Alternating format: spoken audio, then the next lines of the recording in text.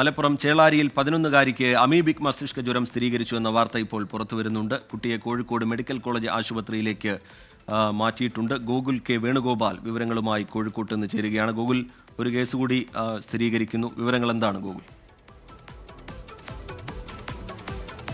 അറിയിച്ചത് അടുത്തടുത്ത ദിവസങ്ങളിലായി ഇപ്പോൾ 4ാമത്തെ കേസാണ് കോഴിക്കോട് മെഡിക്കൽ കോളേജ് ആശുപത്രിയിൽ അമീബിക് മസ്തിഷ്ക ജ്വരം സ്ഥിരീകരിക്കുന്നത്. രോഗലക്ഷണങ്ങളുമായി വന്ന 4ാമത്തെ ആൾക്കാണ് ഇപ്പോൾ രോഗം സ്ഥിരീകരിച്ചിരിക്കുന്നത്. മലപ്പുറം ചേളാരി സ്വദേശിയായ 11-കാരിക്കാണ് രോഗം സ്ഥിരീകരിച്ചിട്ടുള്ളത്. ഇന്നലെയായിരുന്നു കുട്ടിയെ രോഗലക്ഷണങ്ങളുമായി കോഴിക്കോട് മെഡിക്കൽ കോളേജ് ആശുപത്രിയിൽ പ്രവേശിപ്പിച്ചത്. പിന്നീട് നടത്തിയ സ്രവ പരിശോധനയിൽ കുട്ടിക്ക് അമീബിക് മസ്തിഷ്ക ജ്വരമാണെന്ന് സ്ഥിരീകരിക്കുകയായിരുന്നു.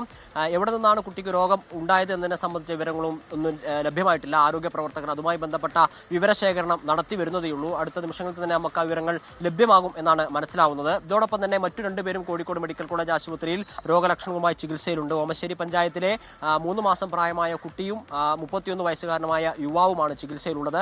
അതോടൊപ്പം തന്നെ കഴിഞ്ഞ ആഴ്ച അമീബിക് മസ്തിഷ്ക ജ്വരം ബാധിച്ചു മരിച്ച താമരശ്ശേരിയിലെ 8 വയസ്സുകാരിയുടെ സഹോദരനും രോഗലക്ഷണങ്ങളുമായി ചികിത്സയിലുണ്ട്. അതിന്റെ സ്രവം ഇപ്പോൾ പരിശോധനയ്ക്ക് അയച്ചിട്ടാണുള്ളത്. അതിന്റെ റിസൾട്ട് വരാനിരിക്കുകയാണ്. അടുത്ത നാളുകളിലായിട്ട് 5ഓളം ആളുകൾ ഈ അമീബിക് മസ്തിഷ്ക ജ്വരം ബാധിച്ചു മരിച്ചിരുന്നു. അതിൽ 4 പേരും കോഴിക്കോട് ജില്ലയിൽ നിന്നുള്ളവരാണ് എന്നുള്ളത് പ്രധാനപ്പെട്ട കാര്യമാണ്. ഇതുമായി ബന്ധപ്പെട്ട ആരോഗ്യവകുപ്പിന്റെ ജാഗ്രതാ നിർദ്ദേശങ്ങളൊക്കെ ഇത് സ്ഥിരീകരിച്ച പ്രദേശങ്ങളിലുണ്ട്. ഇപ്പോൾ ചേളാരിയിൽ ഏതു ഭാഗത്തു നിന്നാണ് ഈ രോഗം സ്ഥിരീകരിച്ചത് എന്നതിനെ സംബന്ധിച്ച വിവരം ലഭ്യമായിട്ടില്ല. അതുമായി ബന്ധപ്പെട്ട വിവരങ്ങൾ ആരോഗ്യ പ്രവർത്തകർ ശേഖരിച്ചു വരുന്നു എന്നാണ് അറിയാൻ സാധിക്കുന്നത്. അതിനുശേഷമായിരിക്കും മറ്റ് തുടർ നടപടികളും ജാഗ്രതാ നിർദ്ദേശങ്ങളും ഒക്കെ ഉണ്ടാവുക. റീജിത്ത്.